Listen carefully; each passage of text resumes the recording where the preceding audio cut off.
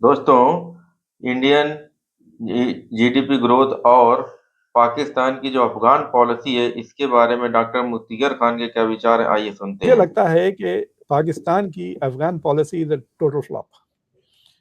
और उसका आपको याद है, थोड़े दिन पहले हमने बात किए थे कि पाकिस्तान को लॉटरी लगी है, डिप्लोमेटिक लॉटरी, उसको आप गंवा ना दे। हम्म। मुझे लगता है कि अफगानिस्तान की पॉलिसी जो पाकिस्तान की है, you will lose the benefits that you are getting from other by messing this policy. You have to resolve the matter seriously, वरना it is like a big hole. It's like saying bucket में सुराख है, आप पानी में डाले जा रहे हैं, बकेट नहीं भरी। डॉक्टर साहब, बात बात आपकी सही है, लेकिन एक सवाल ये भी, हमारा भी तो सवाल है ना। जी 4 सालों में 4,000 हमारे फौजी शहीद हुए हैं, 20,000 से लोग ज्यादा जख्मी हुए हैं। फौजियों की बात कर रहा हूं। और जब तालिबान से बात करो, वो कहते हैं ये 2600 किलोमीटर का बॉर्डर है, we will not guard it. पहली थिंग, या this is a point, Pakistan is a point. 2600 kilometre का बॉर्डर है, गार्ड नहीं करेंगे, जो तुमसे होता है कर लो। हाँ, हमारे साथ कारोबार भी करो, इस बॉर्डर को खोल दो, हमारे लोग लो, इलीगल लोग लो, जो हम करना चाहते हैं तुम्हारे साथ करो। बिलियंस ऑफ रुपीस की स्मगलिंग है, मतलब जो ये मुगवाते हैं, मतलब हमें तो ये इन्होंने किसी जगह का नहीं छोड़ा हुआ। तो मेरा ख्याल है कि वो जो आपकी बात है ना, आपकी बात में 100% वजन है कि ये पाकिस्तान की जो ग्लोबल स्पॉटलाइट है, इसको कैसे बचा के रखना है। लेकिन द पॉइंट इज कि वो अभी कतर और तुर्की में जो डायलॉग हुआ है, क्या हुआ है? तालिबान कहते हैं कि कुछ, उन्होंने कहा अब वो गारंटी देने को तैयार ही नहीं है। वो कहते हैं जो होता है आप खुद जाके जो उनसे कर लो। वो बंदे हमारे मुल्क में है, लेकिन हम उनके खिलाफ एक्शन ही लेंगे, लेकिन आप भी उन पे हमला ना करो। लेकिन वो आप पे अटैक करेंगे तो हम रोकेंगे नहीं उनको। मतलब आप इमेजिन कर ले। yeah but the point that I'm trying to make is कि आपकी military is has to be held accountable। पूछ एक प्रेस कॉन्फ्रेंस करके आसिम मुनीर से पूछें कि 4,000 लोग मर गए, 26,000 इंजर्ड हो गए, आप कर क्या रहे हैं। सो मतलब I don't understand the nitty gritties के क्या कर सकते हैं ना, मतलब उतना क्लोजली वॉच नहीं करता मैं। बट आपके पास कई नल है जो आप बंद कर सकते हैं, यही कह रहे हैं ना आप लेकिन वो बंद नहीं हो रहे बिकॉज ऑफ करप्शन। आप कह रहे हैं कि उनके इतना बॉर्डर पे स्मगलिंग हो रही, क्यों होने दे रहे हैं आप बॉर्डर वो स्मगलिंग? बंद हो गया ना। मैं आपको just, if you allow me 30 second में आपको बताता हूँ। सारी स्मगलिंग बंद करवा दी है। अब उन्होंने रोक दिया है उसको, ठीक है। बॉर्डर बड़ा रग्ड है, हर तरह की जो मूवमेंट हो रही थी बंद कर दी है ना। उधर से लोग इधर आ सकते हैं, ना इधर से लोग उधर जा सकते हैं। ड्रोन्स आर मूविंग अराउंड, बहुत सारी चीजें हो रही हैं। अब सिंपल सी बात है, पाकिस्तान ने कहा है the moment there is an attack in Pakistan, हम आपको हिट करने जा रहे हैं। इसके बावजूद 3 सुसाइड अटैक, 1 इन इस्लामाबाद और 2 उन्होंने तालिबान ने करवा दिए हैं। सो अफगान पॉलिसी जो मुझे नजर आता है वो यही है कि वो हमारी फौज कहती है 2 चीजें तालिबान को समझ आती है। बड़ा इंटरेस्टिंग बात है। एक, या तो ये $100 का नोट इनको नजर आता है, या बंदूक की बैरल इनको समझ आती है। तो इस वक्त इंडियंस, हमारे जो दोस्त हैं, वो अच्छे वाले पैसे लगा रहे हैं तालिबान में। अभी आपको काबुल के अंदर they opened a Hindu Afghan research centre. Just imagine, the name of the think tank is Hindu Afghan research centre. Kabul के अंदर उन्होंने खोला है। तो वो कहते हैं हमारे पास पैसा तो है कोई नहीं, तो अब हम इनके साथ किसी और तरीके से बात करें कि शायद इनको उसकी समझ आएगी। तो मेरा ख्याल है यहाँ पे जो माइंडसेट है चेंज हो गया है। ये कतर के रोकने पे पाकिस्तान रुका था अदरवाइज, और वो भी कतर ने फर्स्ट टाइम ये कहा। तो अदरवाइज तो यहाँ पे मूड डिफरेंट मुझे नजर आया, what I understood. No, I am not interested in कि व्हाट द कॉजेज आर। मैं सिर्फ इतना कह रहा हूँ कि भाई इट इज लाइक सेइंग कि अगर आप ये गोला खेलेंगे तो आप आउट हो जाएंगे अब आप डिसाइड करेंगे खेले हैं ना खेले, like that is my simple point कि अगर आप ये खेलते रहेंगे, इट्स लाइक सेइंग, आपको पता है कि तेंदुलकर ने 1 साल तक कवर ड्राइव नहीं मार रही थी because he was getting out और वही विराट कोहली के साथ हुआ and he could not control it, वो बार बार आउट होते थे। That's all I am trying to say. Afghanistan आपका बन गया है, वो आउटसाइड द ऑफ स्टंप का गोला आप डालेंगे तो वो जरूर आप, आई एम सेइंग कि ये शॉट खेलेंगे आप आउट हो जाएंगे। That is my only point. I don't know what to say कि अल्टरनेटिव क्या है। I am not that knowledgeable. अब आप, अच्छा, और दूसरी सवाल में ये मुझे बार-बार लोग पूछ रहे हैं इमरान खान को लेके, मेरे पास कोई जवाब ही नहीं है कि like what is going on with Imran Khan, क्या जिंदा है, मर गया, उसकी वीडियो क्यों नहीं दिखा देते? If he alive. just to tell many people who don't know and for yourself, देखिए इमरान खान का प्रॉब्लम ये है कि Imran Khan is enjoying a 5 star jail. ये जस्ट आपके लोगों को जो देख रहे हैं उनको पता होना चाहिए। उसको उसकी मर्जी का खाना मिलता है, उसके पास जिम है अंदर, उसके पास सब कुछ है, किताबें, टीवी, सब कुछ है। प्रॉब्लम किधर है? प्रॉब्लम इसमें नहीं है। प्रॉब्लम ये है कि जिस प्रोविंस के अंदर उसकी हुकूमत थी ना, वहां पे उसने चीफ मिनिस्टर चेंज कर दिया।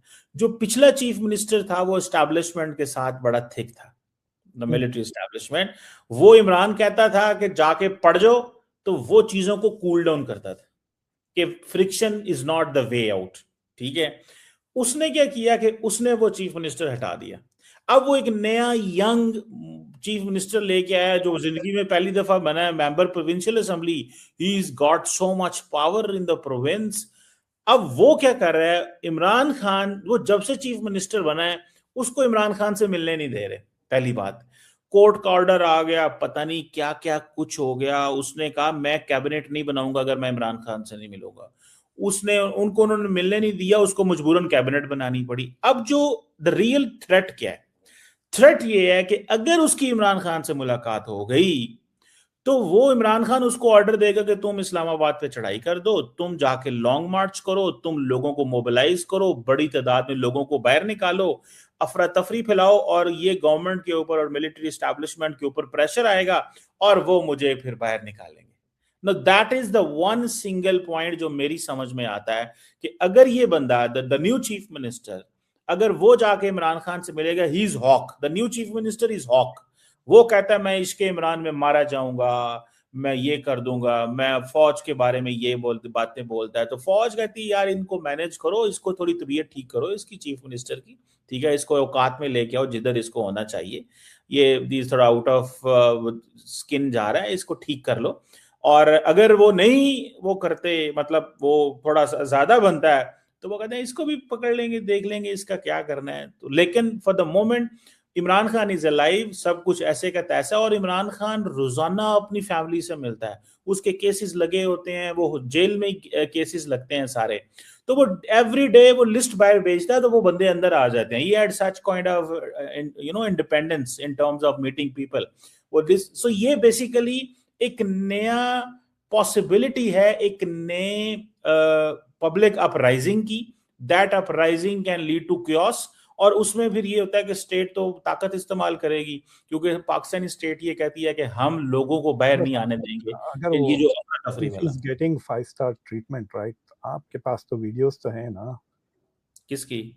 इमरान खान को जो नेक्स्ट टाइम लंच जाता है, उस लंच के साथ टाइम मैगजीन भिजा दे लेटेस्ट वाली, उसका वीडियो लीक कर दें while he is eating food and reading the latest time magazine। तो ये जो अफवाहें फैली हुई हैं कि वो मर गया है, मार डाला उसको, that will all end ना। आज कह दिया है कि 8.2% में इंडिया ग्रो करेगा, कर रहा है। आज उन्होंने ट्वीट कर दी। What do you make of that?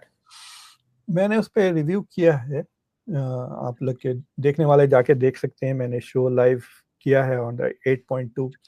तो first of all it's a good thing कि Indian economy is become resilient, यानी उसके 2-3 चीज़ें हुए हैं जिसकी वजह से इट हैज़ डन वेल। एक तो ये कि ये जो है सो मई, जून, जुलाई, अगस्त और सितंबर का क्वार्टर है। तो डोनाल्ड ट्रंप के जो टैरिफ्स लगे हैं वो अगस्त के बाद लगे हैं, तो सिर्फ सितंबर का महीना है which is affected by the tariffs.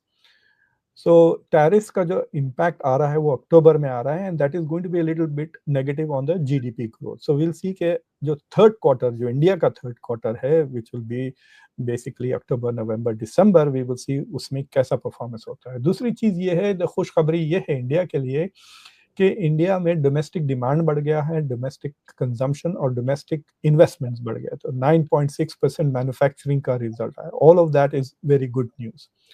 लेकिन 2 बैड खबरें हैं इस क्वार्टर में। एक कि इंडिया की अनाउंसमेंट से पहले, एक दिन पहले, आईएमएफ ने अनाउंस किया कि इंडिया का जो इकोनॉमी है उसका हम डेटा के ऊपर सवालिया चिन्ह लगा दिए हैं, saying it is C grade.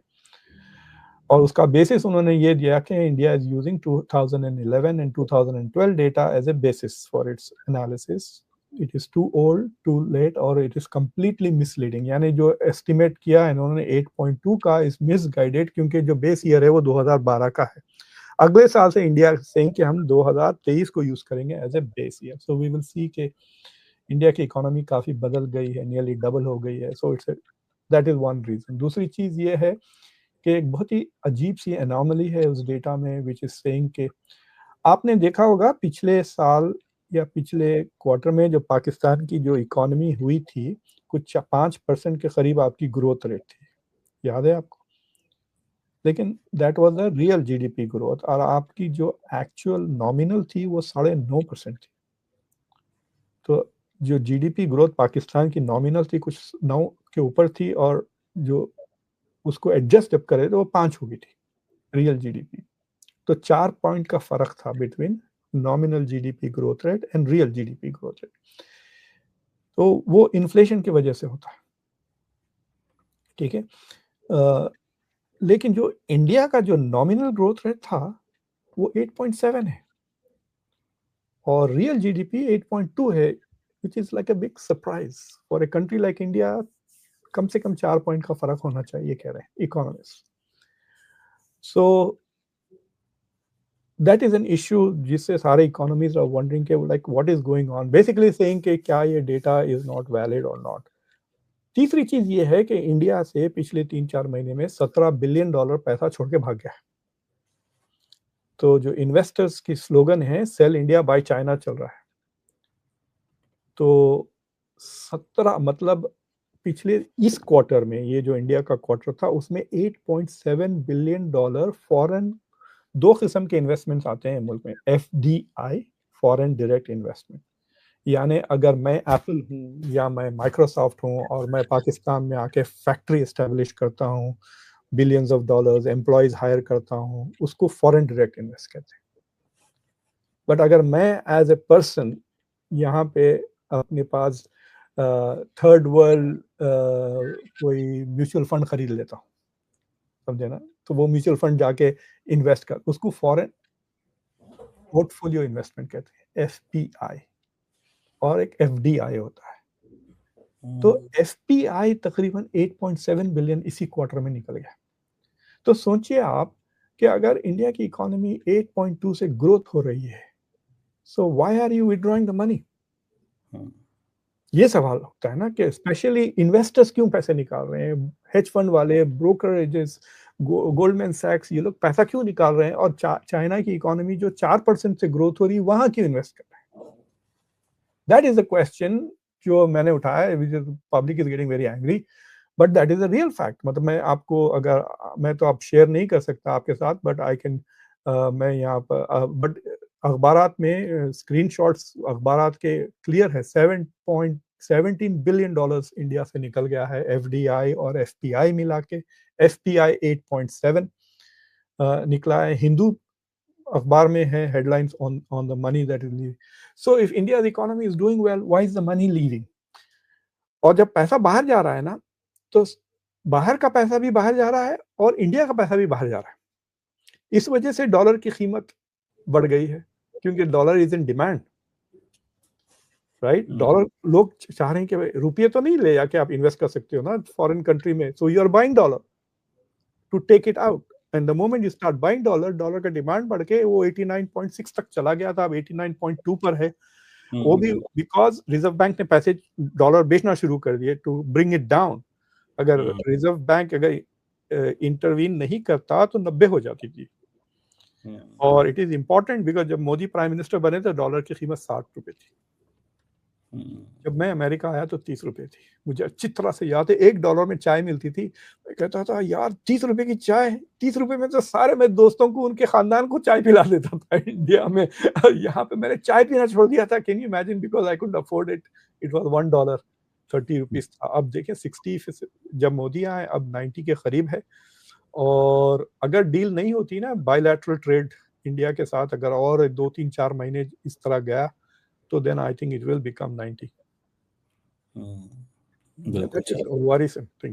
But I think the good news from India's point of view है कि डोमेस्टिक इन्वेस्टमेंट, देखिए ये ऑल्सो फेस्टिवल सीजन था इंडिया में, दिवाली वगैरह आई तो लोगों ने पैसे बहुत खर्च किए। मैं सुना कि 14 बिलियन डॉलर का सोना खरीदा है इंडियंस ने, जेवर, सोना नहीं कहना चाहिए, जेवरात खरीदे हैं। तो काफी इंपोर्ट हुआ है गोल्ड का, so you are sending dollar out, bringing gold in, और एक्सपोर्ट्स कम हो गए तो डेफिसिट भी बढ़ गया इंडिया का ड्यूरिंग दिस पीरियड। बट इस वजह से भी, because people have spent more money in the domestic demand और कंजम्पशन, दिवाली में पटाखे फोड़े और मिठाइयाँ खरीदे, whatever the money they have spent has contributed to the domestic growth. फिर थोड़े रिफॉर्म्स भी लेकर आए मोदी सरकार ने, जीएसटी उन्होंने कम कर दिया, इनकम टैक्स कम कर दिया। तो इनकम टैक्स कम करने से ये होता है कि जो मिडिल क्लास होती है उनके पास पैसे खर्च करने के लिए पैसे ज़्यादा होते हैं, they spend the money to buy things, so that's why that is important. ये चाइना का भी बहुत बड़ा प्रॉब्लम है कि पिछले 2 साल से चाइना का डोमेस्टिक डिमांड बिल्कुल डाउन है। चाइना का problem is more severe than India's. उनका प्रॉब्लम इज डिफ्लेशन चल रहा है, मतलब कीमतें कम हो रही है चीज़ों की। और अगर चीज़ों की कीमत कम हो रही है, लाइक फॉर एग्जांपल अगर आप आज आपको मोटरसाइकिल खरीदना है 10,000 रुपये में, और किसी ने आपको कह दिया अरे यार एक दिन और रुक जाओ, 10,000 के वो 9,500 हो जाएगी, तो आप एक दिन और रुक जाएंगे।